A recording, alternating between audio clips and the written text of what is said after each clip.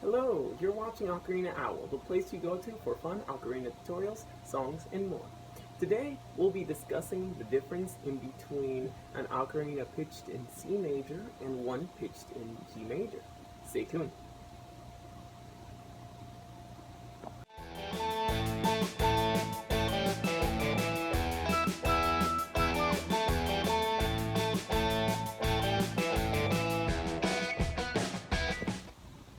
I wanted to answer this question in response to a comment of a person that asked me the difference in fingering between an ocarina pitched in G and an ocarina pitched in C.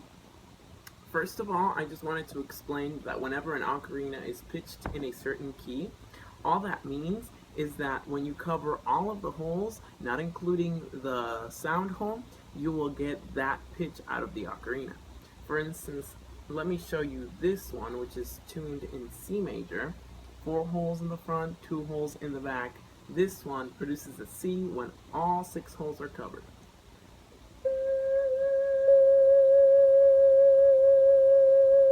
If you're unsure what pitch your ocarina produces, you can go to a piano and you can test it out for yourself.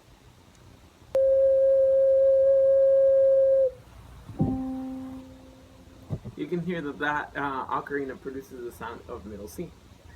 Now, I have this other ocarina that's slightly smaller. Smaller ocarinas produce higher sounding pitches. This is a soprano G from Songbird Ocarina, and when all the holes are covered, it produces a nice G.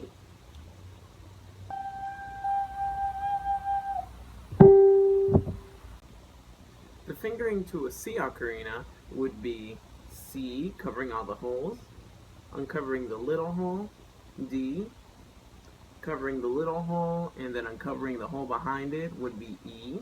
Holes to the left of you would be F. The 2 holes closest to you would be G. Covering only the biggest hole, the one that is right behind the one on the left, would be A. Covering only the little hole would be B. And covering no holes in the front but still covering the 2 in the back would be C. This is the C major scale. Sounds like this.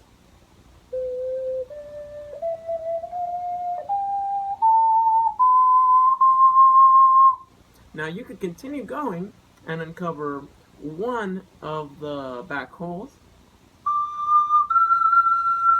and then also uncovering all the back holes. These notes would produce high D and high E. Those are the fingerings to the C major 6-hole ocarina.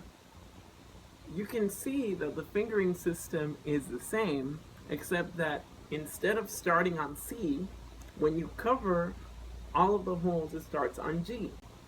On the G major 6-hole ocarina, it would start the same, except it would start on G. So covering all the holes would sound a G. Then you uncover the little hole, same fingering style, but different notes. You uncover the little hole, and then it produces an A. You cover the little hole and cover the hole behind it, produces a B. Cover the 2 side holes on the left side of you. This would produce a C. Covering the 2 holes closest to you, this would produce a D. Covering the biggest hole on your ocarina, which is right behind the one on the left side, would produce an E.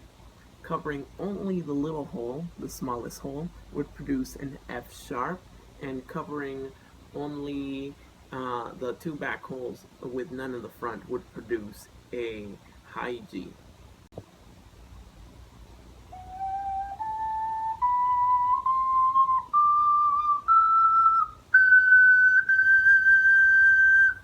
Just like the other one, you could continue going by uncovering one of the thumb holes and then letting go of the other thumb hole. This would produce a high A and a high B. Those are the fingerings on the 6-hole soprano, G ocarina. Learned that both ocarinas use the same fingering style, but each one starts on a different pitch. Remember that the one that was C major starts on C, the one that is G major starts on G.